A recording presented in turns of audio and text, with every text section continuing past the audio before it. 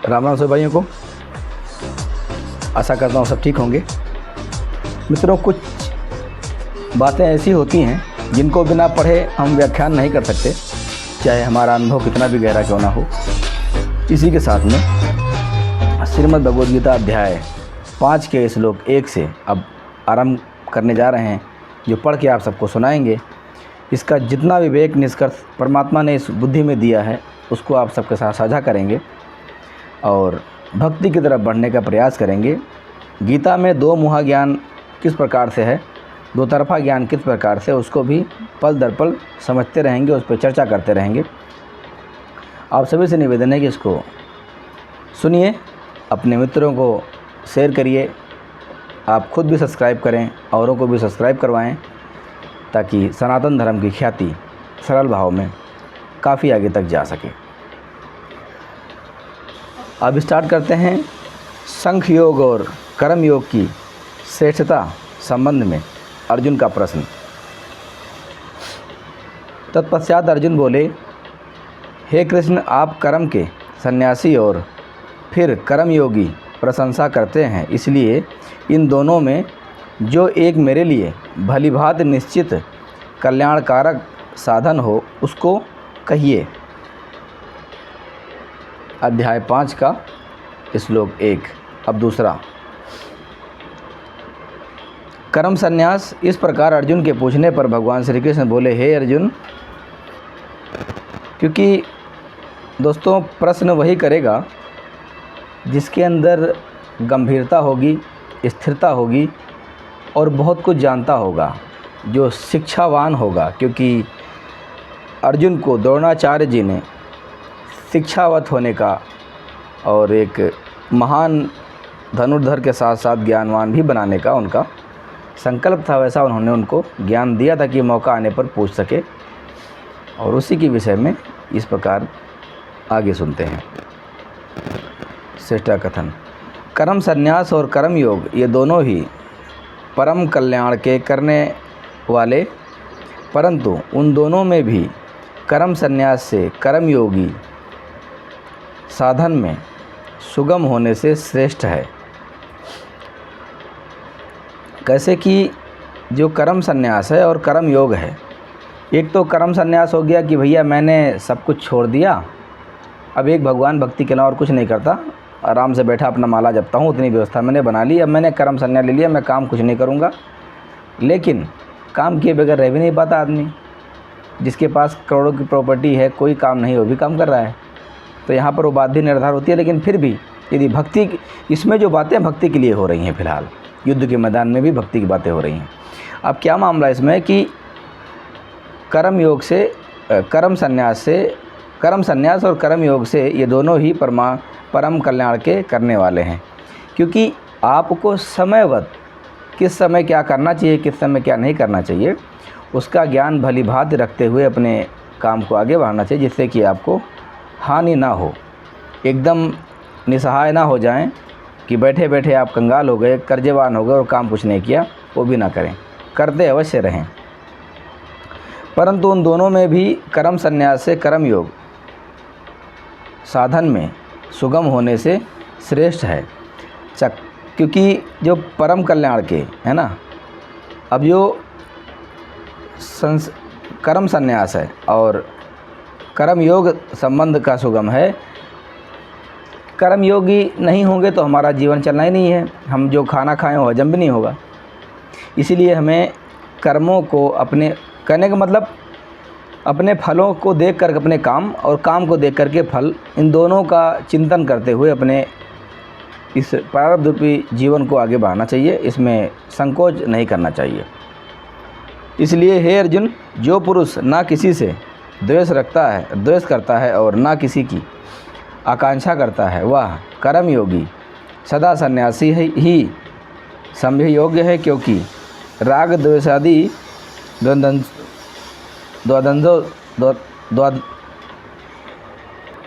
दोष आदि द्वंद्वों से रहित पुरुष सुखपूर्वक संसार बंधन से मुक्त हो जाता है।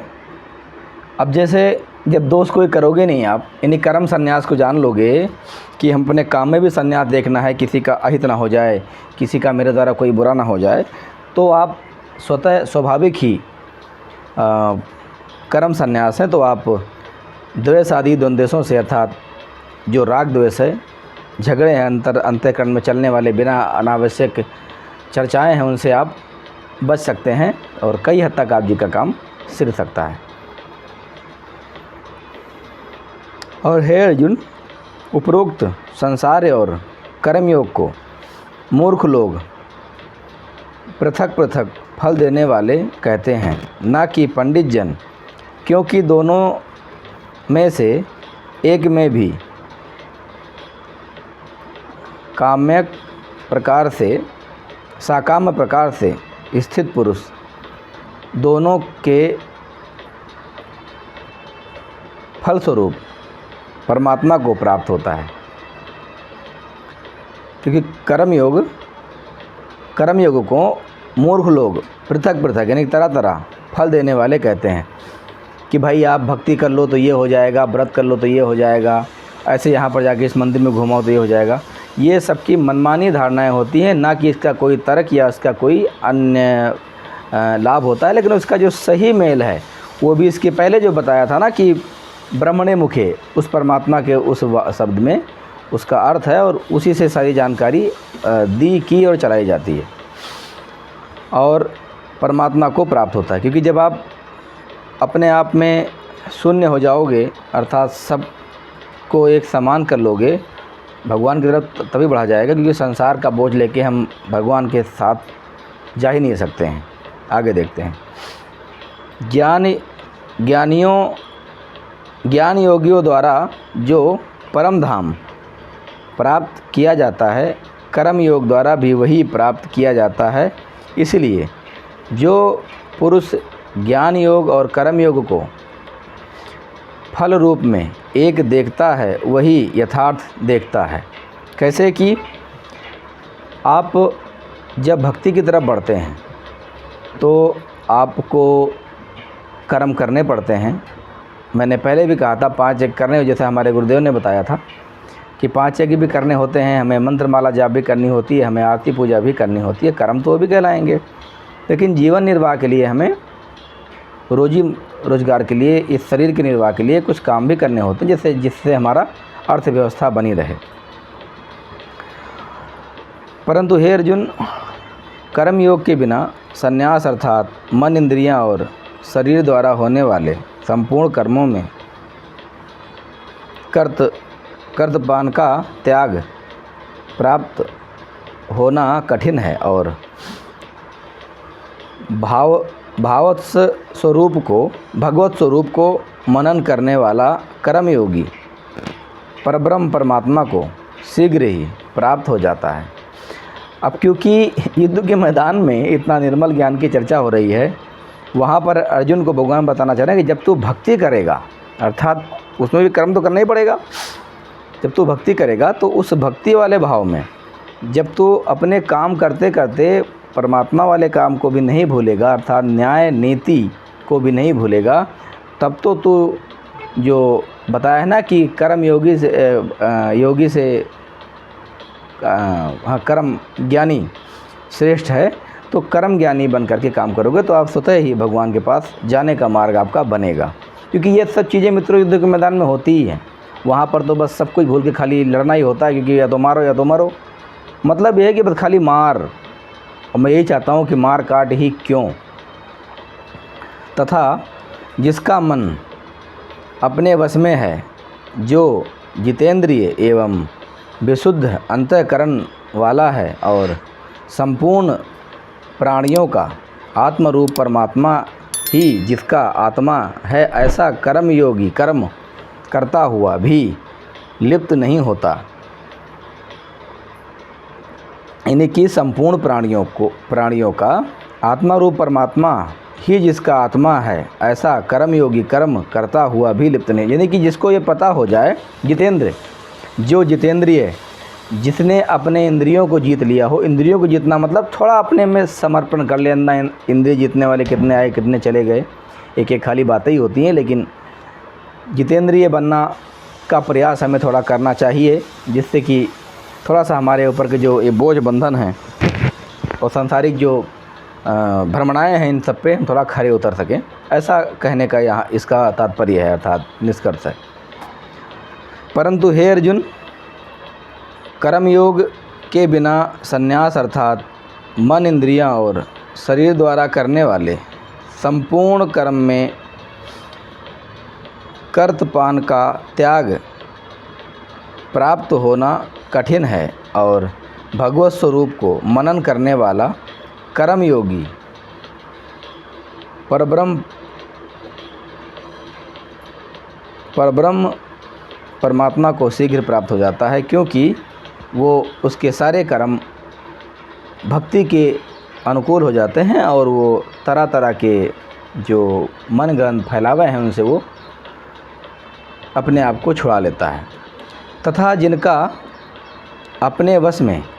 मन अपने वश में है, जो जितेंद्रिय एवं विशुद्ध अंतःकरण वाला है और संपूर्ण प्राणियों का आत्मा रूप परमात्मा जिसका आत्मा है, ऐसा कर्मयोगी कर्म करता हुआ भी लिप्त नहीं होता। अब देखोगे कि मैं इसको पढ़ रहा हूँ, कितने लोगों के द्वारा लिपिबद्ध करते जाएंगे, तभी मेरे मस्तिष्क पर एक अलग सी सर्राहट हो रही है, क्योंकि मैं बहुत शांतचित्त मन से पढ़ रहा हूँ। इसमें कोई टेंशन नहीं है मुझे, ना ही कोई टेंशन, वैसे भी कम ही लेता हूँ मैं। लेकिन अब इस समय भोजन पानी भी किए 1 घंटा से ऊपर ही हो गया है और शुद्ध चित्त मन से सफ़ेद वस्त्र पहना हूँ मैं, और इस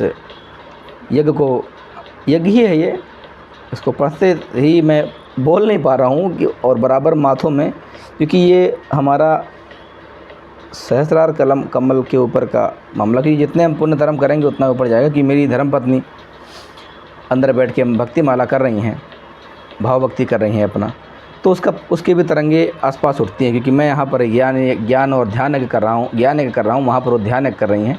दूरी 1-10 मीटर की भी नहीं है, तो थोड़ा उन तरंगों का फ़र्क पड़ता है। दोस्तों, ये भक्ति रूपी यंत्र को आभास करना होता है, सबके बस की बात नहीं है, ना ही जल्दी कोई विश्वास भी कर पाता है। पर हमें तो ये हलवा मिल रहा है, इसलिए पता है हमें। अब आगे देखते हैं।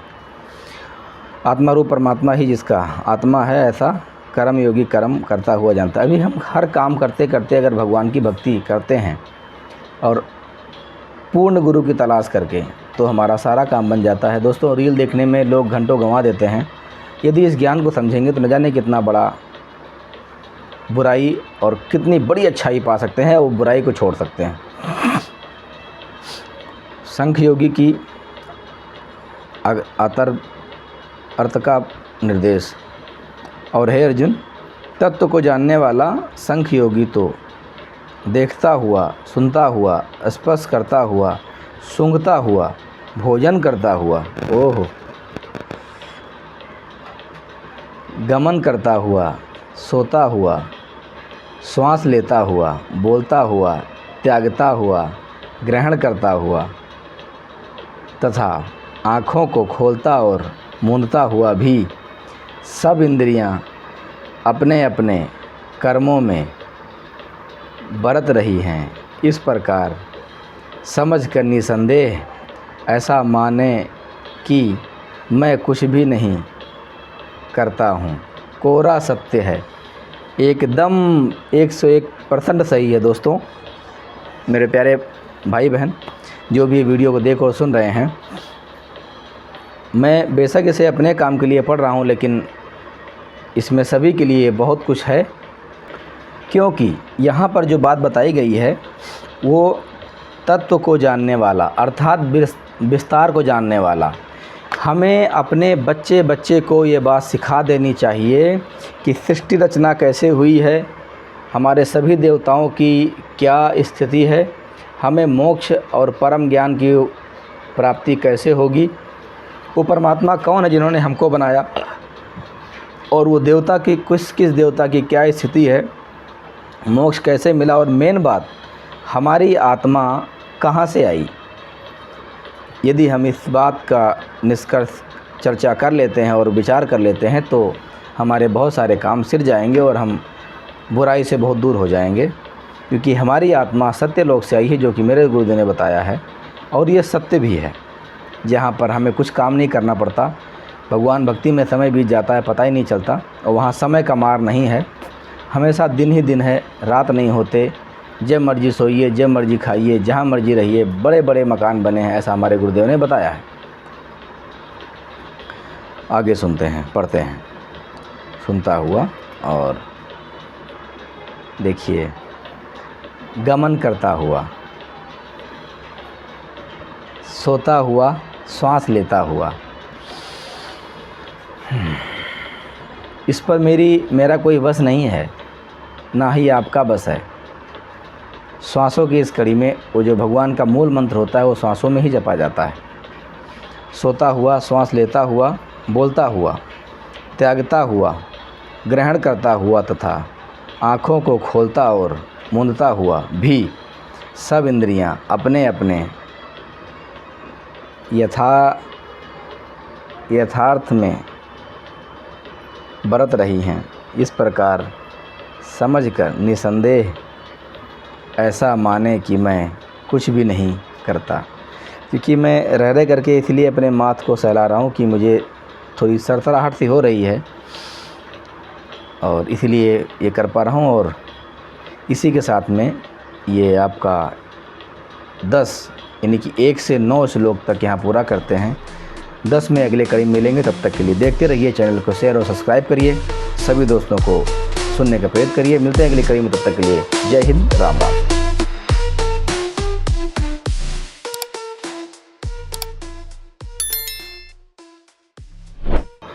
आप सुन रहे हैं श्रीमद् भगवद गीता अध्याय 5 के श्लोक 10 से आरंभ करने जा। सभी ध्यान से सुने। आइए आरंभ करते हैं। निष्काम कर्मयोग सुगम और है, क्योंकि जो पुरुष सब कर्मों को परमात्मा में अर्पण करके और आसक्ति को त्याग कर कर्म करता है वह पुरुष जल से कमल के पत्ते की भांति पाप से लिप्त नहीं होता। यानी कि जैसे कमल का पत्ता होता तो पानी में है, लेकिन वो उसके ऊपर तैरता रहता है, पानी ऊपर आके भी ढक जाता है, उस पर फर्क नहीं पड़ता। इसी प्रकार पापी लोग हमारे आसपास तो आएंगे, पर वो पाप हमारे पे हावी नहीं होगा और हम दुखी नहीं होंगे। ऐसा कहने का मतलब है इस पुण्य ग्रंथ का कि जो पुरुष सब कर्मों को परमात्मा में, यानी कि सब कुछ, हे परमात्मा सब तू जान, हे मालिक सब तू करता है, मैं कुछ नहीं हूँ, मैं तो तेरा दास हूँ, तेरा गुलाम हूँ, और उस मूल मंत्र अर्थात गुरु दीक्षा जिसको मिली होती है ये उसी पे लागू होती है। क्योंकि आम इंसान भक्ति करने का प्रयास करता तो है, बड़े बड़े महर्षि, दुर्वासा ऋषि, मतंग ऋषि, हो कौन ऋषि मर के चले गए बेचारे, पर उनको दासाता नहीं हुआ। अहंकार, काम, क्रोध, लोभ, मोह सबको कहीं ना कहीं जकड़े रहा।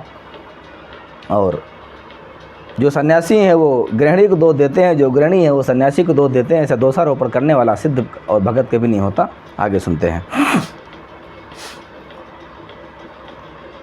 इसलिए कर्मयोगी महात्मा बुद्धि रहित, ममता बुद्धि रहित, केवल इंद्रिय, मन, बुद्धि और शरीर द्वारा भी आसक्ति को त्याग कर अंतःकरण की बुद्धि शुद्धि के लिए कर्म करता है।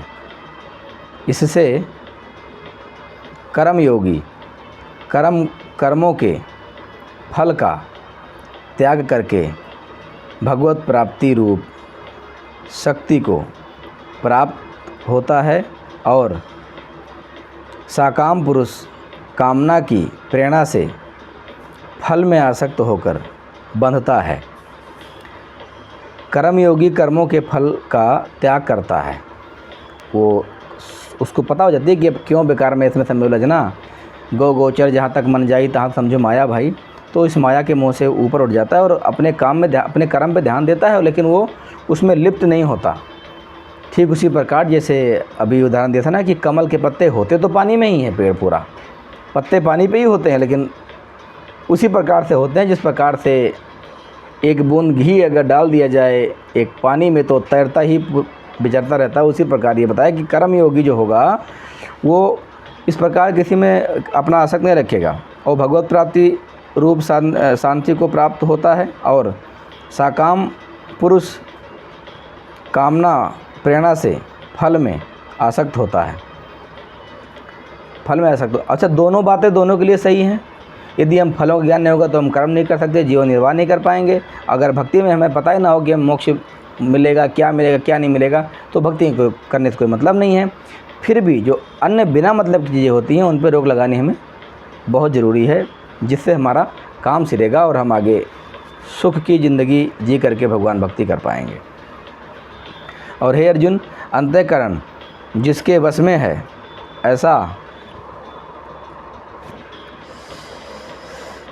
ऐसा सांख्य योग का आचरण करने वाला पुरुष ना करता हुआ और ना करवाता हुआ ही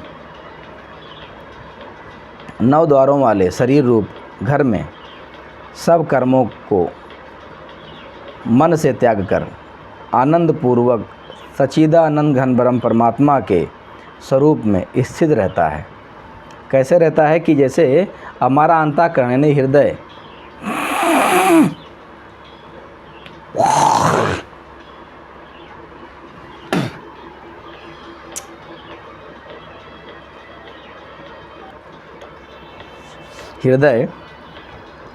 और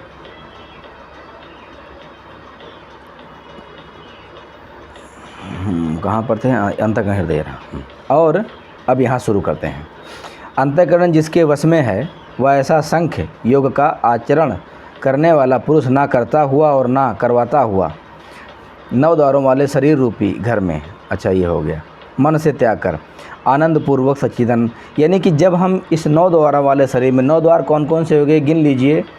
सबसे पहले आता है हमारा मुख, नाक, आँख, कान, उसके बाद में हमारी एक लैट्रिन का रास्ता हो गया, एक पेशाब का रास्ता हो गया। इस प्रकार से 9 हैं ये, 2, 4, 2, 6, 7 और एक टट्टी का द्वार, एक पेशाब का द्वार। इन दोनों गुप्तांगों को लेकर के 9 द्वार। इस पे संत लोग कहावत भी कहते हैं कि अष्ट चक्र 9 द्वारा देवा नाम पूर्ण अयोध्या। अयोध्या का मतलब होता है केंद्र, निशाना, बीच, मध्य, शासित, प्रशासित, करने वाला, कराने वाला। इसके बहुत सारे होते हैं। अवध्य जिसका कभी नाश में भी ना आए, हमेशा उसकी कीर्ति ख्याति बनी रहे, उसको अयोध्या कह करके बुलाया जाता है, जिसमें हमेशा बहुत सी चीज़ें बहुत समय तक रहे। इसीलिए राजा हरिश्चंद्र जी का जन्म अयोध्या में हुआ था। आगे आते हैं। परमेश्वर मनुष्य के ना तो कर्तपनी, ना कर्मों की और ना कर्म फल के संयोग की ही रचना करते हैं, किंतु स्वभाव ही बरतता है। कर्म व्यापी परमेश्वर भी ना किसी के पाप कर्मों को और ना किसी के शुभ कर्मों को ही ग्रहण करता है, और किंतु अज्ञान द्वारा ज्ञान ढका हुआ है, जिससे सब अज्ञानी मनुष्य मोहित हो रहे हैं। ये बहुत ही गहरा विषय है, जितना इस दास से हो पाएगा उसका अनुवाद आपको बता रहा हूँ मैं। सर्वव्यापी परमात्मा, यानी कि हम कहते हैं ना, ज़र्रे ज़र्रे में खुदा का वास है ना, पत्ते पत्ते में ईश्वर का वास है। ये हवा चल रही है तो ये जो भी है सब कुछ भगवान इन सब में विराजमान है, और ये सब भगवान में विराजमान है ना। इस प्रकार से, और किसी पाप को और ना किसी शुभ कर्मों को ही ग्रहण करता है, किंतु अज्ञान के द्वारा ज्ञान ढका हुआ है। अब अज्ञान क्या है? अज्ञान मीन माया, मोह, काम, क्रोध, अहंकार इत्यादि ये विषय वासना रूपी अज्ञान, और बात ना मानना, उसको सबसे बड़ा अज्ञानी कहा जाता है मित्रों। क्योंकि हमने ना कोई शिक्षा ग्रहण करी, ना ही वेद और गीता किताब को आगे अपने लाए। हम अज्ञान रह गया। जब पढ़ने पे लगता है कि पूरी दुनिया पागल है क्योंकि उसको पता ही नहीं हो रही है कि वो क्या कर रहा है क्या नहीं कर रहा है। भागे हैं एकदम देखा देखी। इस आग ने देखा, अच्छा उसकी कोठी है मैं बना लूँ, उसके पास कार है मैं ख़रीद लूँ, उसका वो सुखी है मैं ले लूँ। सुखी कोई है ही नहीं फिर आखिर में। तो इस करके ये अज्ञान ढका हुआ है। उसी से सब अज्ञानी मनुष्य मोहित हो रहे हैं, सब उसी मोहित हो रहे हैं। यानी कि कैसे ज्ञान ढका है, इसका निष्कर्ष बहुत गहरा है, बता देता हूँ। हमारा ये जो चमड़ी है, ये है ना, ये सब इन चमड़ी के अंदर में जो वगैरह हमारे हैं, इसके अंदर कभी ऑपरेशन होता है देखने का भी मन नहीं करता किसी को। अब है ना, अज्ञान के द्वारा ज्ञान ढका हुआ है इस शरीर के अंदर। यानी कि अगर थोड़ा सा कहीं चीरा मार जाए तो देखने का मन नहीं करता, इतना गंदा शरीर को बना दिया है। मल मूत्र खकार पेशाब टट्टी मवाद क्या क्या नहीं भरा है शरीर में, और ढका किससे? एक परत रूपी अज्ञान से ढक दिया गजब का। ऊपर से गोरा काला चिट्टा, अरे कितने कितने कलर ये बना दिए है मेरे परमात्मा। कहीं बैल कहीं मेंढक, कितनी योनियाँ बना दी है मेरे भगवान। क्या ज़रूरत थी ये करने के लिए? क्या हर राजा ऐसी कुकर्मी होता है, ऐसे आतताई होता है? क्या भगवान का यही कर्तव्य है कि ऐसे ही जीव जंतु बना करके राज करे अपना? ये सही नहीं है मित्रों, विवेक से सोचिएगा, दर्द रोना आएगा आपको कि क्या भगवान ऐसे कर्म कर सकता है? परमात्मा ये कर्म करेगा कि उसका एक बच्चा कपड़े पहन के बैठा और एक बच्चा नाली में बैठा हो जा करके? क्या एक घर में हम टाइल्स लगा के मेंटेन करके अपना घर तैयार करते हैं, तो क्या परमात्मा अपने बच्चों के आसपास क्या जानवर डालने थे? इंसानी चेहरा पर्याप्त नहीं था? धिक्कार है ऐसे भगवान पर, ऐसे देवताओं पर। ऐसे परमात्मा अगर है भी तो कहीं क्या बताएं। इसी प्रकार से जो हमारे इस शरीर के अंदर, बाहर से तो एक चौतरा चमका दिया और अंदर इतना सारा कबाड़ भरा हुआ है कि अब है ना कि अज्ञान के द्वारा ज्ञान ढका हुआ है। ये अज्ञान के द्वारा ये ज्ञान ढका हुआ है कि हमारा कोई अस्तित्व नहीं है मित्रों। एक सेकंड का भरोसा नहीं, माइक्रो सेकंड का भरोसा नहीं है यहाँ पर। और हम दुनिया भर के वजूद ताले बैठे, तो ये कर लो तो वो कर लो तो ऐसा कर लो, ये मतलब कोई सीमा नहीं है। अभी देखा था वीडियो में, जस्ट चल गई थी, फतेहपुर में किसी मंदिर और मस्जिद का बवाल हो गया। क्या करोगे आप? दुनिया तरक्की कहाँ जा रही है और ये आज मंदिर मस्जिद में फिर हम उलझे हुए हैं। और गीता जी में कहीं मंदिर का चर्चा है ही नहीं। क्या करूं? कह ही सकते हैं भाई।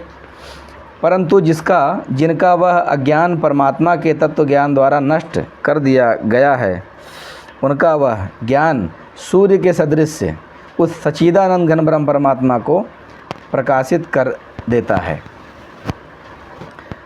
यानी कि सूर्य सदृश, यानी कि आपका जो विचार है, जैसे आज मुझदात का मेरा जो विचार है, कहीं पर भी आप मिलावट नहीं पा सकते। और अगर कुछ मिलावट लगा भी तो उसका कोई ना कोई रीज़न रहा होगा। यूँ किसी काम का बिना वजह कोई काम नहीं। और इसीलिए जो है परमात्मा स्वरूपी जो ये कार्य हैं, इसको करने में ठीक से हम हो सकते हैं, हो पाते हैं। ताकि क्योंकि मिलावट होगा तो हम काम करेंगे नहीं। सबको भगवान ने बहुत चुन के बनाया है किसी न किसी उद्देश्य के लिए। अब अध्याय 5 के श्लोक 17 से आगे बढ़ते हैं। और हे अर्जुन, जिनका मन तद्रूप हो रहा है, जिनकी बुद्धि तद्रूप हो रही है और सच्चिदानंद घन ब्रह्म परमात्मा की जिनकी निरंतर एकाग्र भाव से स्थित है, ऐसे तत्परायण पुरुष ज्ञान के द्वारा पाप रहित होकर अनुरावृत्ति को अर्थात परम गति को प्राप्त होते हैं। कौन होता है? जिसकी सब बुद्धि सच्चिदानंद घन ब्रह्म परमात्मा, यानी कि भगवान गीता ज्ञान देने वालों ने ये नहीं बताया कि मैं या दूसरे किसी भगवान को बताया है। एक नहीं कितनी जगह बता रखा है। और हम लोग इसी को मान के राधे राधे बचते रहते हैं, जो कि कोरा गलत है। ऐसा नहीं करना चाहिए। जो भगवान ने बताया उस पर चलना चाहिए। नहीं पता है तो समझ लीजिए। और जानबूझ से गलती करना अच्छी बात नहीं होती है। संतों के काम नहीं होते हैं, ठिठोलीबाजियों के काम होते हैं। इसीलिए हम लोग थोड़ा सा स्टैंड ऊपर। ज्ञानी जन विद्या और नियुक्त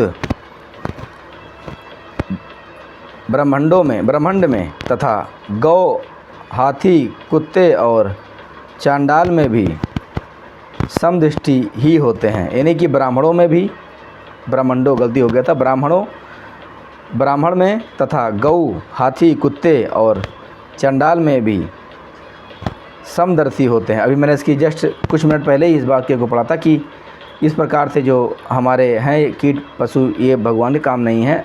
और इसमें बताया कि आपको सबको समान मान के रखना है। कि सबको एक लगा दिया ना, एक वो लगा दिया, जैसे होता है ना कि आजकल शैम्पू के बोतल पे एक 2-4 पाउच लगा के लपेट देते हैं, कुछ बोलते हैं स्कीम है। हमें पता है क्या मिली स्कीम में? यहाँ पे हमको स्कीम में यहाँ पाप मिला है मित्रों, पाप और पुण्य मिला है।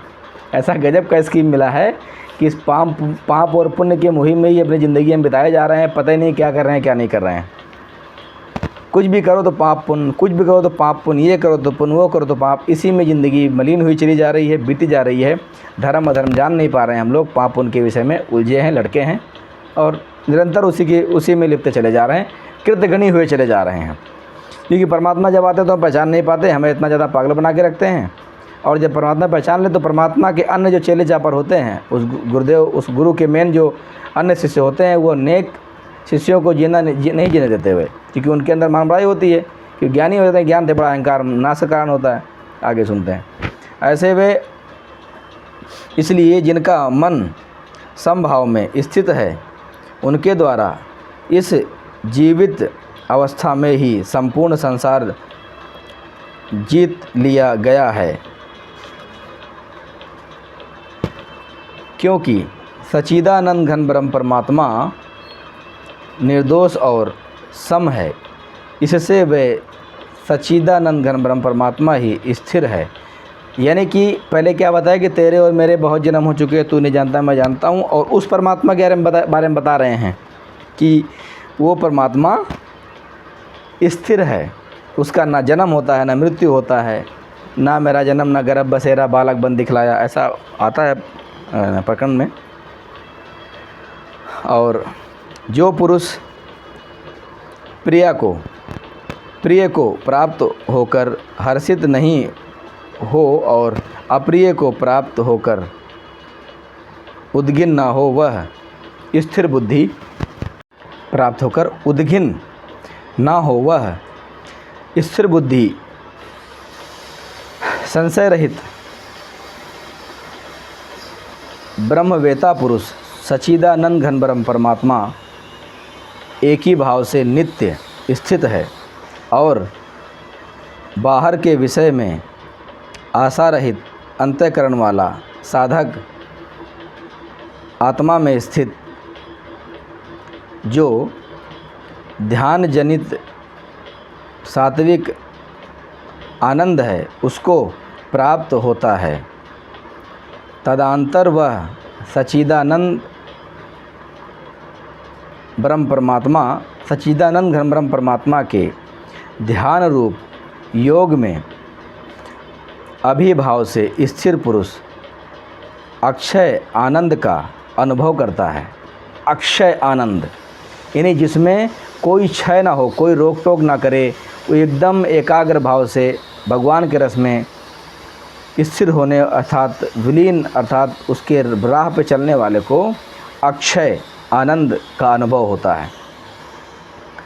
और जो ये इंद्रियां तथा कर्मों विषयों के संयोग से उत्पन्न होने वाले सब भोग हैं, वे यद्यपि विषयी पुरुषों को सुख रूप भासते हैं तो भी भासते हैं यानी कि बोलते हैं, सद्भाषी बोलना है ना, एक नक्षत्र भी होता है सद्भाषी कहते हैं उसको। विषय भोगों की सुख रूप भासते हैं तो भी निसंदेह दुख के ही हेतु हैं। और यदि अनंत वाले अर्थात अनित्य हैं, इसलिए हे अर्जुन बुद्धिमान विवेकी पुरुष उनमें नहीं रमता। किस में नहीं रमता? दुख में। तरह तरह के जो सुख रूप के भोग और दुख की जो चिंता होती है उसमें नहीं रमते वो, क्योंकि परमात्मा में जब आपकी ध्यान लग जाती है तो ये सब चीज़ें बहुत छोटी हो जाती हैं, उतना कोई इस पे विशेष ध्यान देता नहीं है और अपने काम में लगा रहता है जो यहाँ का निजी जीवन का है। जो साधक इस मनुष्य शरीर में शरीर का नाश होने से पहले ही काम क्रोध उत्पन्न होने वाले वेग को सहन करने में समर्थ हो जाता है, वही पुरुष योगी है और वही सुखी है। यानी कि शरीर छोड़ने के पहले जो कहते हैं ना भैया हम तो बुढ़ापे में भक्ति करेंगे, मेरे बस का तो कुछ भी नहीं है, तो भैया ये उन्हीं के लिए है, हमारे और आपके लिए है ये कि हम सब अपने जवानी में, अपने शुरुआती दौर में ही सारे काम को सही कर लें। अन्यथा जब ये समय बीत जाता है तो कुछ हाथ नहीं आता है और ना ही हम कुछ कर पाते हैं मित्रों, क्योंकि सब कुछ इस अवस्था में होनी होती है और इस अवस्था का त्याग कर देने के बाद में हम बुढ़ापे में कुछ नहीं कर सकते। ऐसा गीता बोलने वाले भगवान का ये मत और ये सही है, क्योंकि जब हम अभी नहीं त्यागेंगे तो आगे क्या त्यागेंगे, है ना बात फतेह की। जो पुरुष निश्चय करके अंतर मन में ही सुख वाला है, आत्मा में ही रमण करने वाला है तथा जो आत्मा में ही ज्ञान वाला है, वह सच्चिदानंद घन ब्रह्म परमात्मा के साथ एक ही भाव को प्राप्त सांख्य योगी शांत ब्रह्म को प्राप्त होता है। किसको प्राप्त होता है? शांत ब्रह्म को प्राप्त होता है। यानी कि उस लोक में जहाँ से हमारी आत्मा आई है वहाँ किसी प्रकार का कोई भी लोभ लालच इत्यादि के कोई भी बवालबाजी नहीं है, इसीलिए वो शांत चित्त लोक कहा जाता है। और उसी पे हमें जब हम स्थित प्रज्ञ अर्थात भगवान को जानने वाले, तत्व को जानने वाले हो जाएंगे तो वैसे ही कर्म करेंगे जैसे कि हमें एक परमात्मा प्राप्ति के लिए करना चाहिए। क्योंकि जब हमें ये ज्ञान ही नहीं होगा निश्चय करके अंतर मन में, अगर हमारे हृदय में उथल पुथल चलता ही रह गया तो हम भक्ति योग्य नहीं हैं, कुछ भी नहीं कर पाएंगे। उसकी रीज़न ये है कि हम जब कुछ उसमें पता ही नहीं होगा तो सवाल नहीं होता कि हम कुछ कर पाएँ। और जब हम संगत करेंगे, वैसा एक्चुअली मेन होता है कि संगत से ही सब कुछ काम बनते, तो उससे संगत हमें अपनानी करनी पड़ेगी और करनी पड़ेगी, तब जाके हमारे कुछ काम से रहेंगे और हमारा कुछ भक्ति के लिए अग्रसर हो पाएंगे, कुछ कर पाएंगे। जिनके सब पाप नष्ट हो गए हैं, जिनके सब संशय ज्ञान के द्वारा निवृत्त हो गए हैं, जो संपूर्ण प्राणियों के हित में रत हैं और जिनका जीता हुआ मन निश्चल भाव से परमात्मा में स्थित है, वे ब्रह्मवेता पुरुष शांत ब्रह्म को प्राप्त हो जाते हैं। ब्रह्मवेता अर्थात भगवान के राह पर चलने वाले। वेता मीन होता है जैसे आभास कर लेना का एक अर्थ वेता भी होता है। और काम क्रोध से रहित जीते हुए चित्त वाले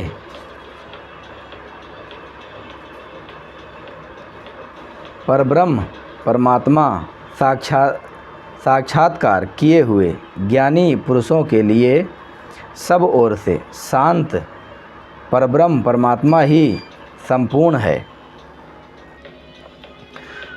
क्या भावार्थ बनता है इसका? साक्षात्कार किए हुए ज्ञानी पुरुष। साक्षात्कार का दो अर्थ होता है। हम जब गुरु दीक्षा लेते हैं, भगवान के रास्ते बढ़ते हैं, तो जो गुरुदेव हमको मार्ग बताते हैं उस मार्ग को ग्रहण कर करके जो गुरु बताए उसको भरोसा करने को भी साक्षात्कार कहा जाता है। और साथ में ही सब ओर से शांत ब्रह्म परब्रह्म परमात्मा ही परिपूर्ण है। परब्रह्म ने एक्चुअली ये पारब्रह्म होता है, लेकिन ठीक है, अनुवादकर्ता के जितना समर्थ था लिखा उनका भी धन्यवाद करना चाहूँगा इस कलयुग के महान टाइम को। और आप सबको जिन्होंने यहाँ तक वीडियो को देखा और सुना है, कृपया चैनल को सब्सक्राइब करें, शेयर करें, लोगों को गीता से प्रेरित करें। अपने हर घर में गीता होनी चाहिए, जिससे हमें अपने बच्चों में सही प्रेरणा भर सकें, आने वाले जनरेशन को हम बना सकें। बहुत अच्छा मौका है ये। आगे सुनते हैं। हे अर्जुन, बाहर के विषय भोगों को ना चिंतन करता हुआ बाहर ही निकाल कर और नेत्रों की दृष्टि को भ्रिकुटी के बीच में स्थित करते तथा नासिकाओं में विचरने वाले प्राण और अपान वायु को सम करके जिसकी इंद्रियां, मन और बुद्धि जीती हुई हैं, ऐसा जो मोक्षपरायण मुनि इच्छा, भय और क्रोध से रहित हो गया है वह सदा मुक्त ही है। कितना गहरी बात है। भिरकुटी यानी कि एक त्रिकुटी एक भिरकुटी, उसी पर ये है ना, क्योंकि त्रिकुटी जो है वो आगे का वर्णन में होता है और भिरकुटी पीछे का होता है, जो हमारे यहाँ पर होता है। यहाँ से बहुत सारे शरीर के रहस्य हैं जो कि यहाँ पर तो मैं नहीं बताना चाहूँगा, क्योंकि कंसेप्ट कुछ अलग ही है।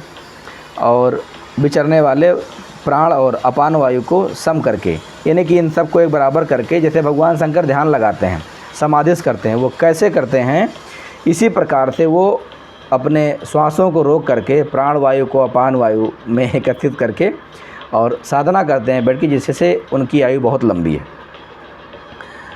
मोक्ष परायण मुनि इच्छा भय और क्रोध से रहित हो गया है वह सदा मुक्त ही है।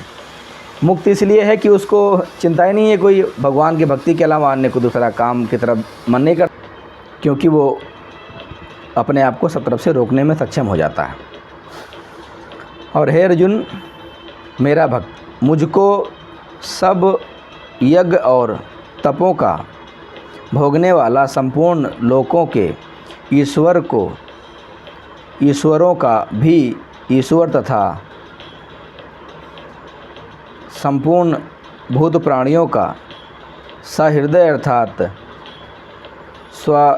स्वार्थ रहित दयालु और प्रेमी ऐसा तत्व से जानकर शांति को प्राप्त होता है। यानी कि जो सब यज्ञ और तपों का भोगने वाला संपूर्ण लोकों के ईश्वर को भी ईश्वर तथा संपूर्ण भूत प्राणियों का सुहृदय अर्थात सर्व स्वार्थ रहित दयालु और प्रेमी ऐसा तत्व से जानकर शांति को प्राप्त होता है। कैसे होता है? जैसे जो ये जान गया कि इस 3 लोक से ऊपर भी कोई लोक है और 14 भुवन से ऊपर भी कुछ है, हमें इस शरीर को छोड़ के जाना है और उसके लिए हमें सही प्रयास, सही गुरु बना के भक्ति करनी होगी। तो वो पुरुष क्या करता है कि उसको इन सब चीज़ों से मुक्ति मिल जाती है और वो रह करके यहाँ से छूटने का प्रयास करता है कि दोबारा यहाँ पर जाता होए बहुरता ना होए, यानी कि यहाँ जाए जरूर पर वापस ना आए। इस प्रकार सोच के साथ में वो आगे बढ़ना चाहता है और परमात्मा प्राप्ति का प्रयत्न करता है। और इसी के साथ में भगवद गीता अध्याय 5 का श्लोक 29 श्लोक थे इसमें, जो कि पूरे समाप्त हो चुके हैं। आगे अध्याय 6 को लेकर के आगे बढ़ेंगे। इसमें कुछ थोड़ा गैप देना है मुझे, क्योंकि और बहुत सारे काम पेंडिंग हो जा रहे हैं और हो सकता है 2 दिन बाद फिर आए। लेकिन आप सब तब तक प्यार सुनते रहिए, देखते रहिए। चैनल को शेयर और सब्सक्राइब करिए, अपने सब सगे बंधुओं को दीजिए। हाँ, अपने घर में गीता अवश्य रखिए और रखिए ही नहीं, मित्रों से पढ़िए, अपने बच्चों को पढ़ाइए, इसके ज्ञान में रमने के लिए कहिए। अन्यथा ये टीवी सीरियल ने इतना ज़्यादा लूट लिया है हमारे समाज को, जिसका कोई जवाब नहीं है। आप सभी से विशेष निवेदन है कि यदि हम जानते हैं भगवान को भक्ति करना, भजना और शील, क्षमा, संतोष, विवेक के साथ अगर अपने ज़िंदगी को जीना चाहते हैं तो गीता ज्ञान बहुत ज़रूरी है। मिलते हैं अगली कड़ी में, तब तक के लिए सुनते, समझते और सब्सक्राइब शेयर करते रहिए इस चैनल को। तब तक के लिए फिर मिलते हैं। राम राम, धन्यवाद।